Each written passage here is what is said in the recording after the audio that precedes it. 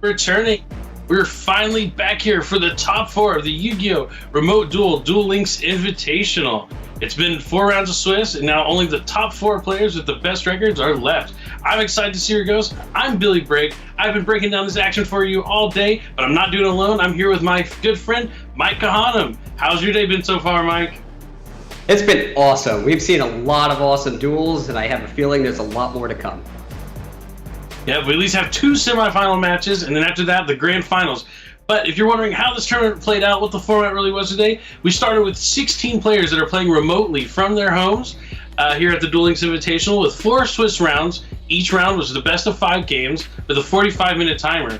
And now the 4 best players have been cut to the top 4, and each time they got a win, they got 3 points. Each time they got a loss, they had 0 points, and 1 point for the draw. And the top 4 players with the most points are now going to play off. And a playoff bracket, and only one will be titled King of Games. In one bracket, we have Oscar V dueling against Rafael R, and in the other bracket, we have Alejandro G against Adrian V. Rafael and Alejandro were actually 2 of the players I said I had my eyes on at the start of the tournament, with Alejandro being one of the top Yu-Gi-Oh! Trading card game duelists in the entire world, and with Rafael being one of the top Duel Links competitors in the world. And both of them have made it into this top 4. Yes, certainly, and they're both here, and there's some awesome prizes they can win. Now that they're in top 4, they will all be receiving a Yu-Gi-Oh! Remote Duel game mat, mini mat, an awesome wall scroll, and this glow-in-the-dark art print of the Blue Eyes Ultimate Dragon that's actually really fantastic. Now, all 4 of them do get that, but only one will be able to walk away with the trophy and the title of champion. This is what's on the line here. Only one of them will be able to have this. I can't wait to see who it's going to be. Those are all awesome prizes, but I think it's the trophy that those duelists want most. They want to proudly display it as they play Duel Links at home. So, Mike, we got 4 players left. Who do you think's walking home with this trophy? I'm going to say my guess would be Rafael. I think that his Duel Links experience will be too much to overcome for the other player. Yep, certainly. I can agree with that. 2 times Duel Links World Champion participant. Definitely no slouch in Duel Links. But our first match is going to be with Rafael versus Oscar. Now, Oscar actually was a last-minute addition because we had one player that wasn't able to make it, and he was added last minute, and now he's here in top 4. What a whirlwind for this guy. That must be very exciting for him, for all that to happen so quickly. Yeah, but he's not, and he's facing against one of the players we were watching. Rafael, your pick to win it. I'm excited for this matchup. It looks like Oscar is going to be using the Invoked Saber deck that we've seen so much of this weekend against Rafael's Invoked Neos deck. So both players trying to use Alistair to achieve their victory and make it to the finals. It's time to duel. The semifinal match is underway, and we'll see which one of these 2 players will be advancing on to the finals of the Yu-Gi-Oh! Remote Duel Links Invitational. Let's start our first game. Both decks are pretty similar, with slight advantages in certain areas. Which do you think is the favorite to win here? It's tough. They're both. I think whoever draws Alistair alongside. I mean, it sounds very simple. Like, oh, you drew Alistair alongside your trap cards. But whichever one's able to do that first and have a setup to disrupt their opponent's Alistair probably has the advantage. But here we go. It's underway. You see him using that World Championship Qualifiers Blue Eyes Ultimate mat versus no mat, which I can respect. And Rafael's going to start with Keeper Dragon Magic. Discarding the Neos. I know that's one of your favorite plays. You know it. Keeper Dragon Magic's effect activates, allowing him to special summon Neos back from the graveyard by revealing Grave Neos from his extra deck. It's free. Neos Fusion coming down. Going to be able to fusion summon out an L0 Brave Neos. Ooh, he's going to send Alistair to his graveyard. So, it's cool that you can use the Neos Fusion to dump an Alistair in your graveyard, so when you draw that invocation without an Alistair, you kind of get it online. Yeah, Neos Fusion is a shockingly versatile card. There's so many cards that you want in the graveyard. So, it's a simple card for summoning Brave Neos, but it does so much more, because it can also send cards like Bacon Saber, Volcanic Shell, Kite-Roid, and whatever else you may want in the graveyard to the graveyard. Yeah, certainly. We've seen cards like in the TCG, like Foolish Burial, be so dominant for so long, and all it does is send one card to the graveyard. So you have a card like Neos Fusion, which not only are you summoning a monster, you're also filling your graveyard with those effects, like you're saying. But here comes that raw Invocation, so he's going to be able to banish the Alistair he's sent down, and add the Alistair back to his hand, and still have his normal summon. This is really powerful. Oscar didn't have much of a play on his first turn, but the 3 cards he sent to his back row could be crucial for stopping this extraordinary string of plays that Rafael is undoubtedly going to have. Alright, he's going to floodgate the Purgatrio. Not exactly the ones... You don't want to floodgate monsters they could potentially fuse with later on, but you want to floodgate the Purgatrio so it doesn't attack over all your monsters for too much damage. Yeah, for now, that's good enough. He needs to get that out of the way, even if he can't get it off the field, and Purgatrio is certainly out of the way right now. Certainly agree. Let's see where he decides to add the shell to his hand. Doesn't quite have lost enough life to activate his dual skill switcheroo yet. And we see a normal summon Alistair that he just added back. He can search for Invocation, so he's going to be able to fuse with that Purgatrio that was floodgated if he so chooses to. He could do that, But or he could fuse it with a Volcanic Shell to make a separate Purgatrio, but I think he's probably going to want to get rid of his face-down card since it's trapped there. But who knows, because it's also providing a little bit of defense by remaining on the field. Yeah, it's very true. Yeah, those are definitely the questions you got to ask yourself. Is like, is the defense worth it? My field's kind of clogged, but it looks like you're right. He's going to stick with that defense and fuse with the shell. He's not going to be able to add back that Alistair, though, since he already used Invocation's effect this turn to add Alistair. And another Floodgate Trap Hole! That's huge! Oh, man. That hurts. But you only start with 3 monster card zones, so if 2 of them are locked by face-down monsters that can't be flipped, you're not in the best shape. Yeah, but nothing to stop the Brave Neos attack, unfortunately, and the Brave Neos is going to be able to search for a copy of Neos Fusion, but with those 2 zones locked down, kind of rough. Oh, Fusion Reserve! Not bad. He gets to reveal an Invoke Fusion monster from his extra deck that lists Alistair on it, and then add a copy of Alistair from his deck to his hand. Yep, not too bad. It's tough to draw Alistair. You got to use every card you possibly can to make sure you get to him. He really is such a pivotal card, especially in an Alistair mirror match. Use every card you can use to draw it. Use every skill you could use to draw it. Sorcerer's Conduit, Destiny Draw, Switcheroo. He's pretty really important. It was one of those just powerful cards that just having it is able to get your whole deck and engine going. But he's going to turn the Element Saber Mulhu into a fire, summon the Alistair. Going to try and search for Invocation here. Ash Blossom hasn't made her way over to Duel Links yet, so I think he's alright. Yeah, the Element Sabers are awesome because they can change their attribute in the graveyard to whatever attribute you choose, and Invocation fuses monsters with specific attributes by using monsters of those attributes as fusion materials. So the synergy is incredible, and just like that, Oscar was able to fusion summon Invoke Purgatrio, which is now able to attack everyone. Right, it's going to come down who has more Alistairs in their hand here. Whose fusion monsters are going to get the biggest? Yeah, I think Oscar's Alistairs are more valuable, though, because every 1,000 attack points he gives Purgatrio applies 3 times. Right. Because it's attacking all monsters.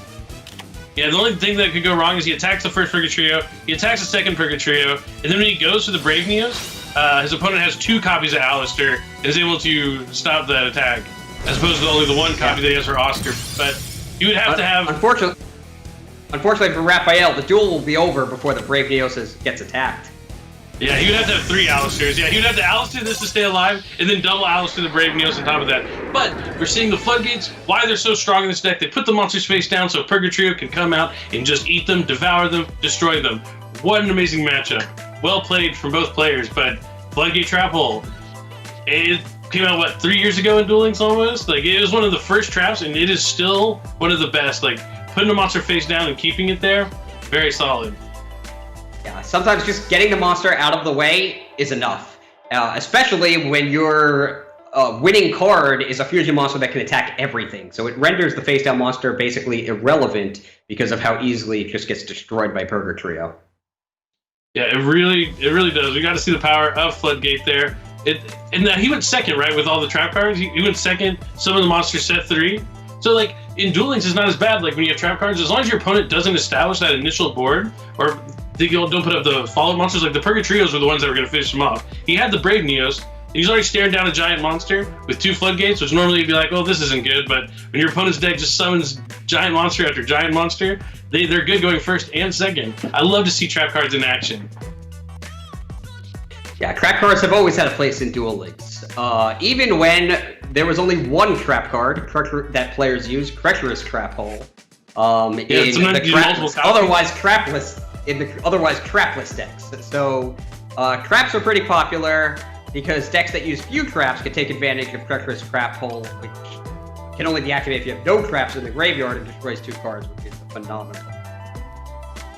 Right, it's very exciting. So, do you think we're going to see them? So it's top 4. They know what's on the line. They're 2 wins away. Well, 2 round wins away from being the champion of this Duel Links Invitational.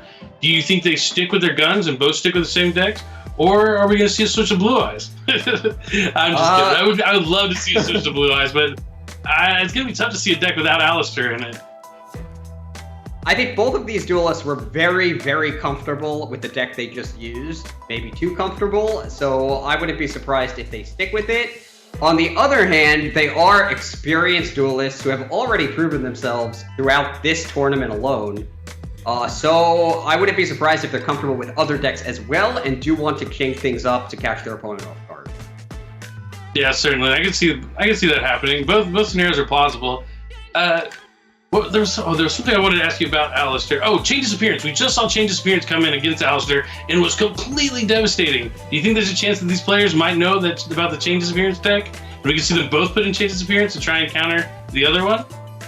It's possible. They might be adjusting their deck to counter the deck they just dueled against, and if that's the case, it would not be surprising to see Chain Disappearance. Personally, after just one duel in the top 4, I think it's a little too risky to start putting in cards that may do nothing against the deck your opponent actually chooses to play. But who knows? High risk, high reward. If you put the Chain Disappearance in and hit an Alistair, just basically winning you the duel, it might be worth taking that risk. Yeah, you gotta risk it for the biscuit sometimes. But it does look like Rafael is going to change his deck.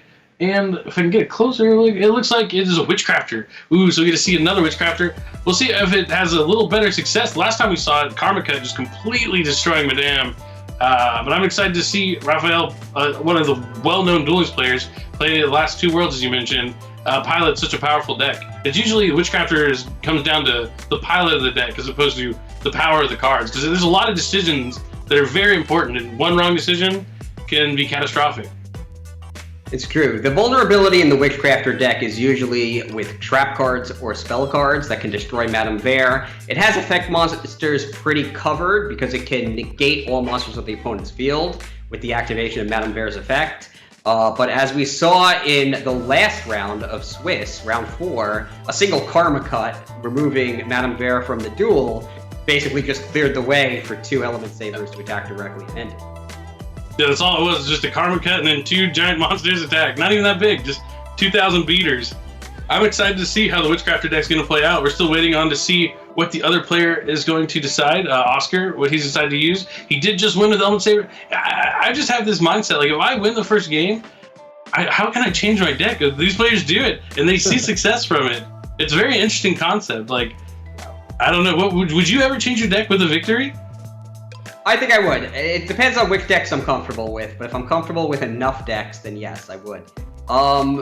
You win with a deck, but that doesn't mean you would not have also won with a different deck.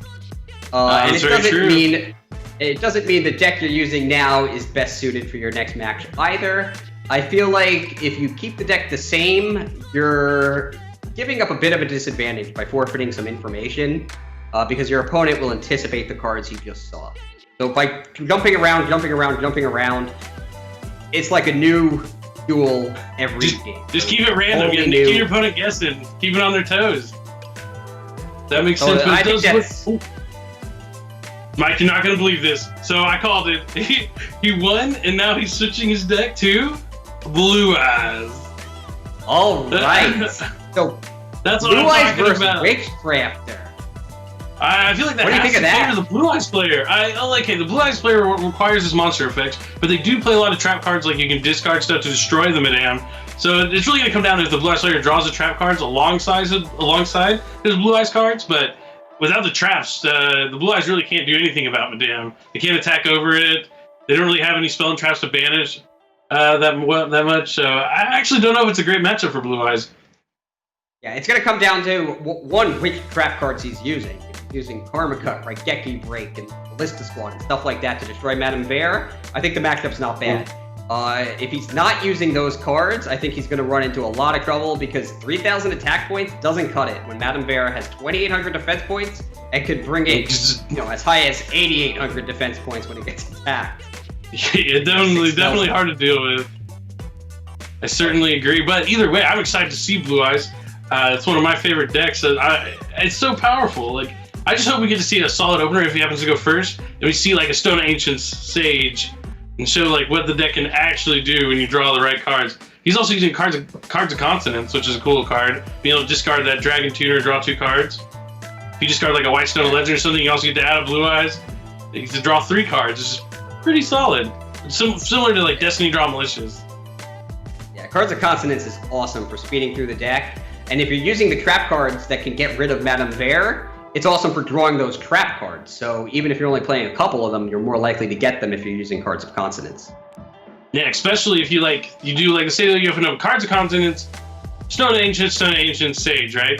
So you can Sage your Ancients, get some cards out of your deck, then after you thin your deck out, you can use Cards of Consonance, draw on those traps as you're saying, and with only 20 card decks, like the chances of you getting there are pretty high. Which is cool, because Blue Eyes notoriously is only known for just having a bunch of big monsters, but a bunch of big monsters backed by a bunch of powerful trap cards, can't ask for much more. Yeah, in this new age of dueling, they also have some awesome synchro monsters. Azure Eye Silver Dragon, Blue Eyes Spirit Dragon, Vermilion Mech's not bad. They have monsters for all different situations. None of them are particularly powerful against Witchcrafters. Blue Eyes Spirit Dragon's not bad.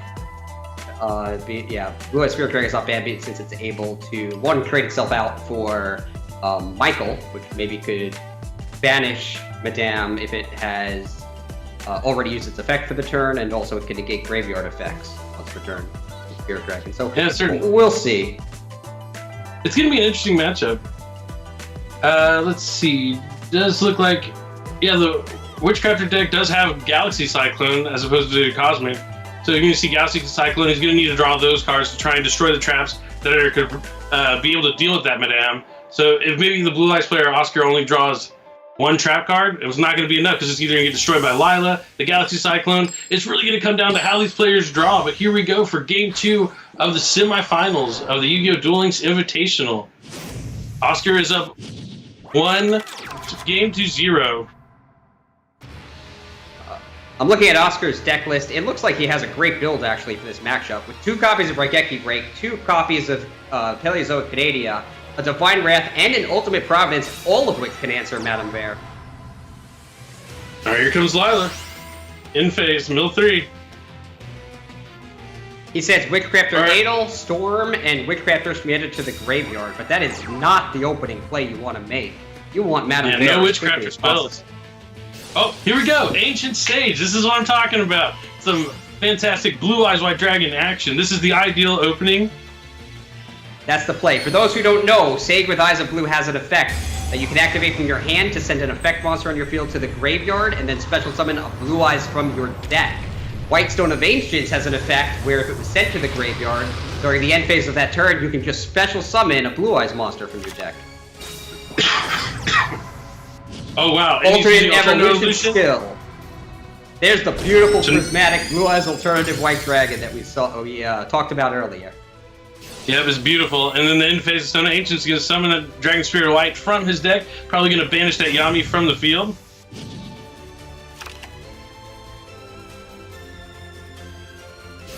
Yep, here we go. Dragon Spirit White banished. Start. Yep, let's see. Rafael does have Shmieta in his graveyard, so I think his second turn is going to be a lot stronger than his first.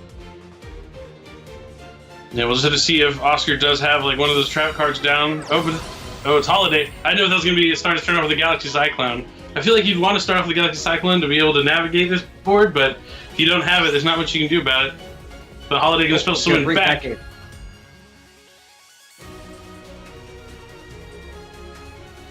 Let's see where he says you can use Adele's effect.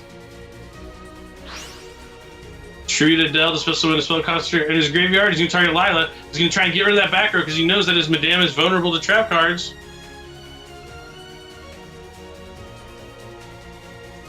Let's see if this pays off for him. It really matters what his follow-up play is. Yeah, I mean, he needs to find a way to get Madame to the field and have the Witchcrafter spells in his hand. Raigeki Break it is. He's going to change to go ahead and destroy the Lila. Discards Stone of the Ancient, so he'll be able to summon. Yeah, he's going to be able to summon that dragon during his end phase. Good move for Raphael. Had he summoned Madame Vere without you summoning Lila with Adel's effect first, the Raigeki Break would have just destroyed it and he'd basically be out of the duel. Yep. Instead, he might be able to hide behind Madame Vere and survive. Yeah, it's cool. Like the Witchcrafters have the toolbox kind of like where he's able to use Witchcrafter Holiday to bring back a Witchcrafter, but then use the Witchcrafter's effect to bring back the Lila. So it's kind of like the Holiday brought back Lila to pop a back row. Some cool stuff. Raphael uses Witchcrafter Shmieda's effect, which he sent to the graveyard last turn, which allows him to send any Witchcrafter card from his deck to his graveyard, and he's taking Vitor. Vitor in the graveyard, he can banish to draw a card and then send a Witchcrafter card from his hand to his graveyard. If he doesn't have one, he'd have to banish his hand, but that's obviously not happening. He discards Jenny, which can copy the Holiday in the graveyard by banishing it. So if he wants to bring Adel back. Let's see where he goes from here. Gonna spell summon in defense mode.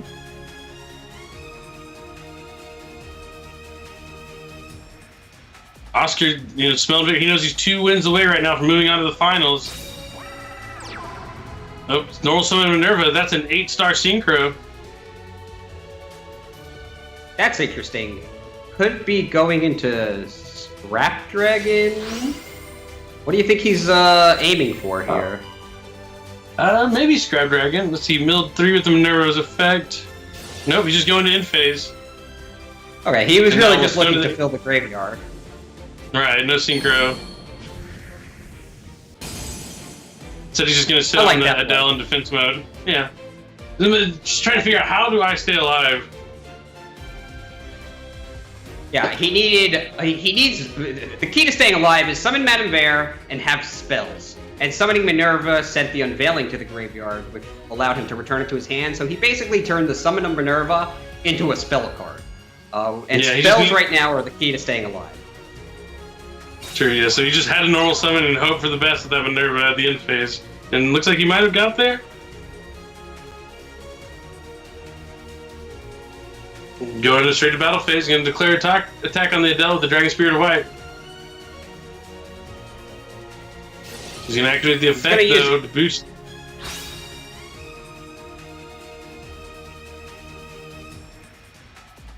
Should have a Madame Vere to summon with Adele's effect. Yep. And he'll have that other spell in his grave to keep it alive. He's going to take some damage, though, from this attack over the Minerva. Oh, he doesn't. He's summoning Jenny instead. Okay. This is actually a desperate play, which I was not expecting. This is just might not have him another trying spell. to stay alive. He doesn't have the other Witchcrafter spell, so he's just trying to stay alive, yeah. Well, let's see what he can do. Blue Eyes just dominating the Witchcrafter deck. Edel's weird because it special summons from the hand, so he didn't have the Madame Vere, so he had to summon Jenny to stay in it. But now he has all of these Witchcrafter effects in his graveyard, which maybe he'll be able to take advantage of. I guess we'll see. Yeah, depending on what he drew here. If not, Raphael's going to be down 2-0, being 1 loss away from being eliminated from this tournament. Or he's going to... Witchcrafter Unveiling. He banishes Jenny to banish Witchcrafter Unveiling, copying its effect and allowing him to special summon a Witchcrafter from his hand. So let's see what he has. Madame Vere? He's in defense mode, maybe? I don't know. Yep, it is Madame Bear. It was the one in his hand. Interesting. He does have now it. So now Oscar has to have a real trap face down in order to deal with this Madame Bear.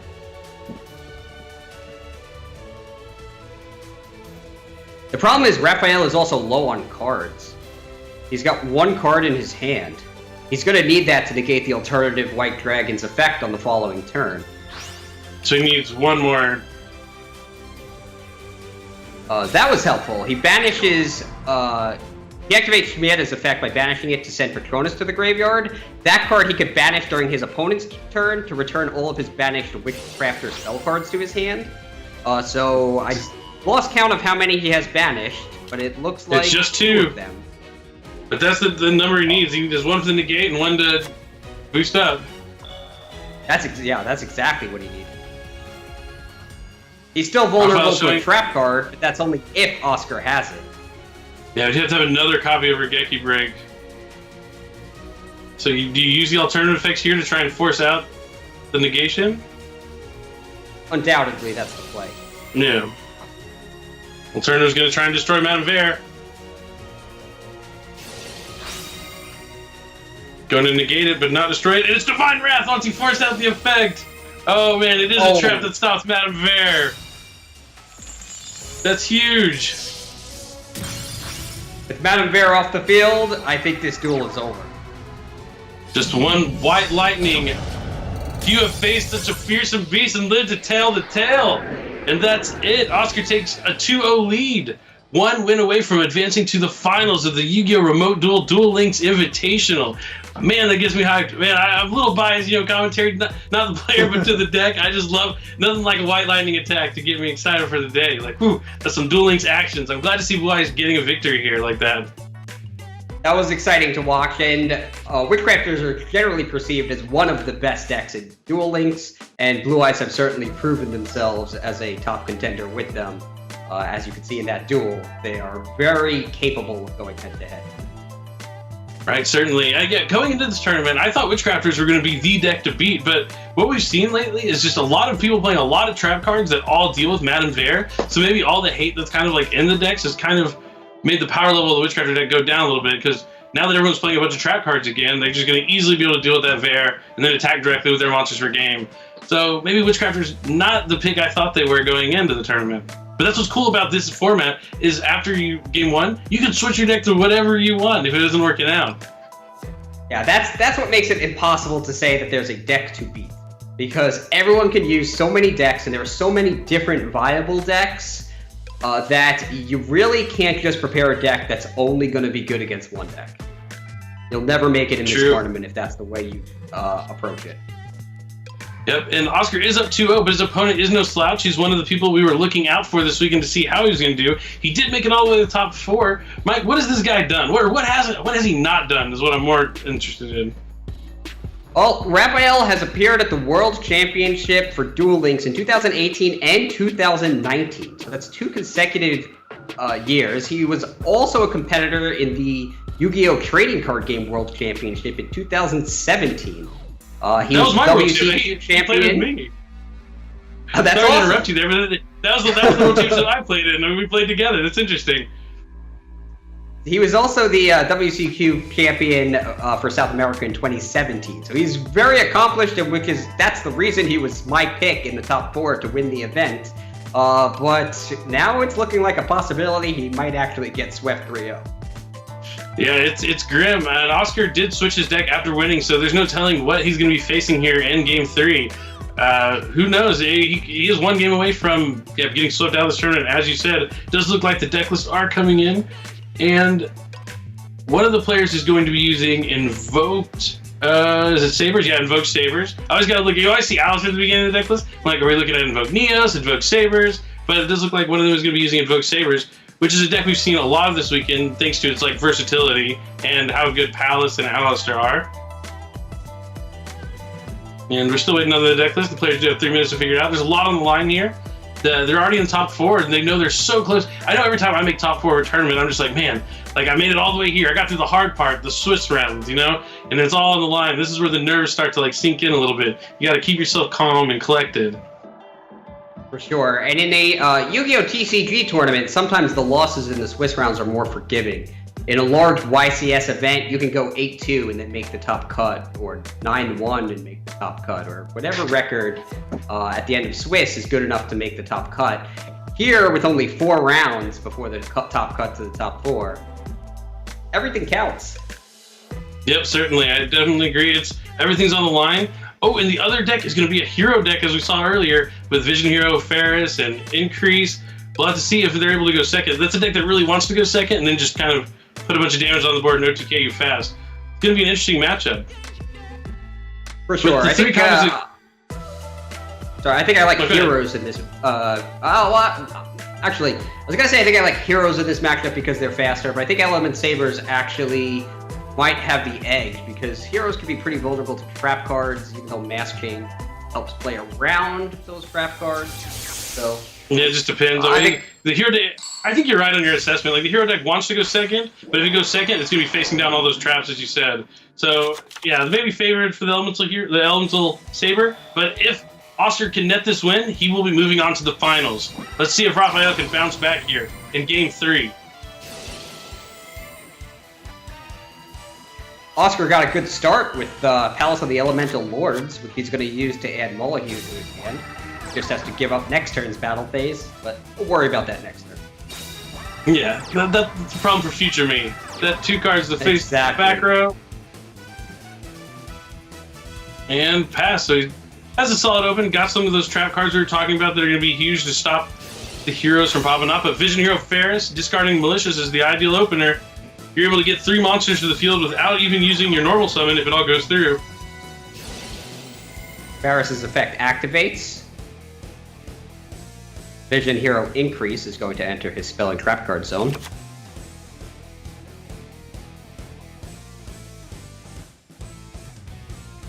Alright, Increase is equipped.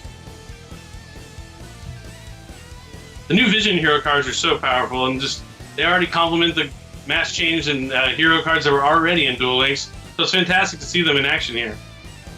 They are powerful. Vision Hero Increase is generally vulnerable to stuff like Cosmic Cyclone, which can banish it after the player tributes a monster, but Rafael doesn't have to worry about that because Palace of the Elemental Lords is on the limited 3 list, so it's unlikely Oscar is using the limited 3 Cosmic Cyclone. Very true, and it does look like he's going to normal summon the Stratos, uses effect to destroy spell and trap cards equal to the number of face-up heroes he has on the field. Oh, Floodgate Trap Hole tries to put Stratos face down, but Vision Hero Increase's effect is changed, allowing him to tribute the Stratos that would go face down and special summon a monster, Vision Hero Increase along with a monster from the deck. Let's see what he decides to summon. Summons Increase, and then he still has the Increase on the field, so it counts as one hero, and it's able to destroy the last remaining spell and trap, which is the field spell. Stratos effect doesn't target, so it checks at the resolution of the effect how many face-up heroes you have. And then he has awesome. Oh yeah, he has the Vion. Vion's going to come down. This is huge for Rafael. He's trying to win the Game 3 really quickly and get back into this match before it's too late. Looks to me like this duel's over. He's sending the Celestial to the graveyard and now can use Vion's effect to get a polymerization. Oscar lost all of his defenses, not just his 2 trap cards, but also his Palace that would have been allowed him to use Molyneux's effect on the field by sending an Element Saber from his deck to his graveyard. So this looks like it's over.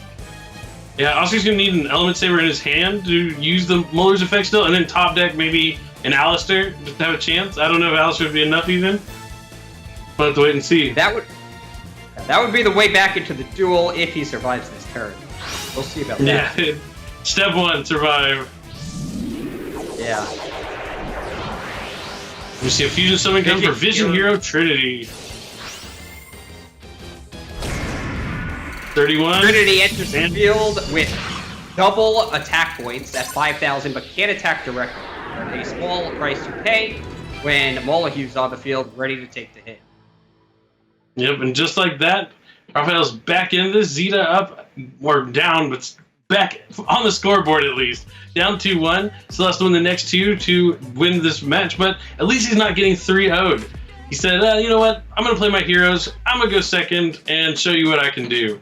Like, so powerful, even through 2 live trap cards, using the cool effects with Increase and Malicious, able to normal summon his Stratos to destroy the spell and trap cards. But Stratos was only going to destroy 1 spell or trap card, but ended up destroying all 3, essentially, with 1 effect activation, which is showing the degree of skill coming from Rafael, which is not surprising. Yeah, one of the cool things about the hero deck that make it different than almost all of the other decks that aim to win in 1 turn is it finds its path to victory using a bunch of quick effects. So it can play through and around certain trap cards, like we saw there, where Stratos got hit by Floodgate Trapple, and then he used Vision Hero Increase to tribute the Stratos, and Special Summon Increase. And we didn't even see Mass Change, which is the quick play spell that can transform basically anything in the deck into Masked Hero Anki. We can get more copies of Mass Change. So the deck is very flexible at achieving its goal. Yeah, definitely a surprise, because heroes are kind of like fallen out of the meta. Like, they'll pop up around now every now and then, but not too many people use them. Well, a lot other decks seem favored. Like, well, it was Black Wings, but that deck's just completely disappeared in this tournament so far. Now that we're at top 4, I haven't seen it in past 3 rounds. Maybe one of the players will switch here to Black Wings. I wouldn't be surprised. I feel like Black Wings would have a pretty good matchup against the hero deck, but it really would come down to who went first and who has a chance to OTK second, I guess. For sure.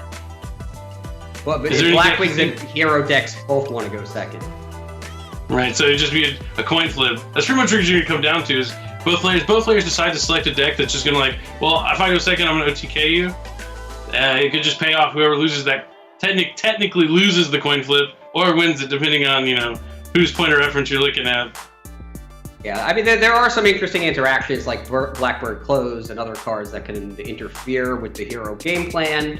But for the most part, I would definitely put the favorite duelist as the one who goes second in that matchup. But we'll see what happens in the next round. You think he'll stick with heroes? Why Black Wings. Do I think he'll stick with heroes? Maybe after that first game. It does look like Oscar is switching back to Blue Eyes, which is cool. I'm excited to see that. I mean, he did so well with it. Why not see it again? Hopefully we see him open just as well. And Rafael is going to be sticking with the hero deck. If it ain't broke, don't fix it. That's where both. You see, now we're in the top 4. You see, like, the default kind of back to that. If it ain't broke, like, oh, I won with this deck, and then I lost when I switched. I'm gonna switch back to the deck I won with. Oh, I won with this deck. I'm gonna stick with this deck. That's more what I anticipated, like, in the beginning of this tournament. But now that we're in top 4, we're seeing it play out that way a little bit more than earlier. Trying to think about the matchup of Hero versus Blue Eyes. I kind of think Blue Eyes have the advantage here. There aren't too many easy outs. Well, since it is a Blue Eyes deck that does play a lot of trap cards, I could see if it goes first and able to set some traps and has the protection and not get, like, Trunated or something, it would be good. But yeah, also if the Blue Eyes goes second and opens up with a good enough hand to, like, make alternative on the field, pop whatever monster the hero made, then summon a tuner, synchro with the alternative. I don't know if they're able to clear the hero board and push enough damage with the way Blue Eyes is. So I think it might be favored for the hero, depending on how many trap cards the Blue Eyes player does draw. Interesting, because I'm thinking a Masked Hero Anki can't get rid of Blue Eyes White Dragon or stronger monsters. That's a key card in the hero deck, and I'm thinking that the heroes have virtually no trap cards to disrupt the Blue Eyes strategy. Blue Eyes decks do have the necessary trap cards. Right. We'll see. Yeah, it's definitely coming down to the traps, I think. It's going to make a huge impact. But the hero player, Rafael, is going first. Ferris discarding Malicious, which is the ideal opener. Ferris's effect he's gonna just adds Vision Hero Increase to spell a trap card zone, and then he banishes Malicious from his graveyard to special summon another from his deck. Yep, going to try to make as big a board as he can to stay alive, and then have a follow-up to still have enough damage to put game on the following turn. The heroes generally don't want to go first. They do not. Raphael is going to use Increase's effect anyway, even though it's still the first turn of the duel. He's going to tribute the Malicious, and now he gets to special summon a monster from his deck. Vision Hero Vion is his choice, unsurprisingly, and he will use its effect to kick a hero from his deck to his graveyard. Yep, and just like that, he has 3 monsters and still has access to his normal summon and access to a polymerization from his deck.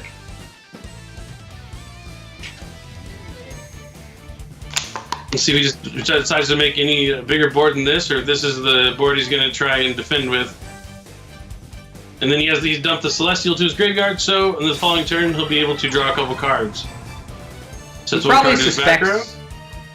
probably suspects that Oscar is using a Blue Eyes deck, since his character is the Dark Side Dimension Seto Kaiba, which is most often used with the Ultimate Dragons or Alternative Evolution skill. So against the Blue Eyes deck, a field of 3 monsters in defense mode is probably the best you're going to do with as a hero player, because any bigger monster would probably get destroyed by the Alternative White Dragon, and the smaller monsters in attack mode would just get picked off one by one. Yep, I certainly agree. But we see Cards of Contents coming down. We talked about that like before Game 1, I believe. Really solid card, able to discard Stone of the Ancients, which you'll be able to get its effect during the end phase and draw 2 fresh cards, hopefully getting to those trap cards that he'll be able to use to disrupt Rafael's turn. Normal Stone of the Ancients probably has a Sage of the Eyes of Blues in his hand. That would be my guess. Yep, and he's going to be able to use that Sage to turn the stone into a Blue Eyes, and the stone's going to be able to add a Blue Eyes from his deck to his hand. And he's going to summon the Dragon Spirit of White. Target the back row, maybe force out a mass change prematurely. If he has it, he will activate it. I do anticipate that's what will happen. But Anki is not going to help him too much. No, definitely not. The one problem with the hero deck is it is all offense, not a lot of defense. Your only defense is your bodies. And unfortunately, Blue Eyes White Dragon, he'll be able to attack with the Dragon Spirit of White and trade it off for a Blue Eyes White Dragon, and then attack still with it since his opponent has more monsters than he does. And he gets that Blue Eyes White Dragon to his hand with the stone, with the white stone. Rafael, I think, correctly puts Anki in attack position, hoping that maybe Oscar can't summon a Blue Eyes White Dragon to destroy it. Let's see if he decides to attack. Probably going to go after the Vion instead of the Ferris. Yeah, I think that would be the better play here. Yeah, attack Vion, tribute off, summon Blue Eyes. And if his trap card's real, then pretty well set up here. And Oscar already up 2-1. If he manages to win this game, he will be moving on to the finals. From a last-minute addition to the tournament to all the way to the finals would be a huge, huge story.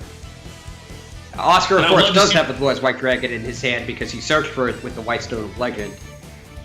Yep. And here comes the Blue Eyes White Dragon.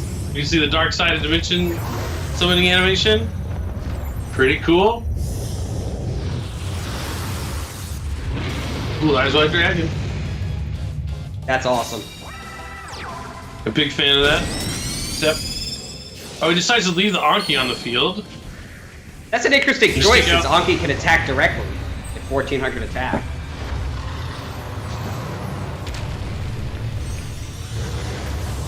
Let's see. He's going to summon the Blue Eyes from his deck during the end phase, thanks to the White Stone of the Ancients being sent to the graveyard this turn. And he has another Vision Hero Farce, and it's Divine Wrath, but it's not over yet because Rafael does have that Celestial in his graveyard. So he'll be able to draw 2 cards here. He's going to have to use that Celestial, and he needs some good top decks because 2 monsters with 3000 attack are way too powerful for a single Mass Hero. He just needs 2 Mass Change. 2 copies of Mass Change will win him this duel. Nope, that would do 14, it. 20, yeah, 42. Yep, 2 Mass Change. Nope, that's a monster. Looking rough here for Rafael. You always got to look for the outs. Before you always got to know what the outs are and hope for the best. But that direct attack is going to put Oscar down to 26. I'm a little surprised that he kept Oscar allowed the Anki to remain on the field. Yeah, I mean, it gave him the option to have that. Like, as unlikely it is that he's going to draw 2 Mass Change, it gave him a chance for victory, which I don't know if I agree with. He's going to go ahead and use the alternative that he summoned this turn with the dual skill to destroy the Anki. Normal summons it. Oh, it is a tuner, so he's going to be able to synchro with that alternative that he already used the effect for.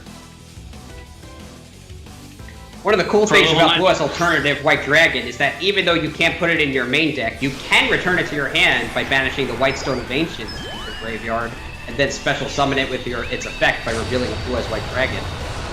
Which is huge. Blue Eye Spirit Dragon coming down. Looks like he's just going to, add back that alternative. As you were saying.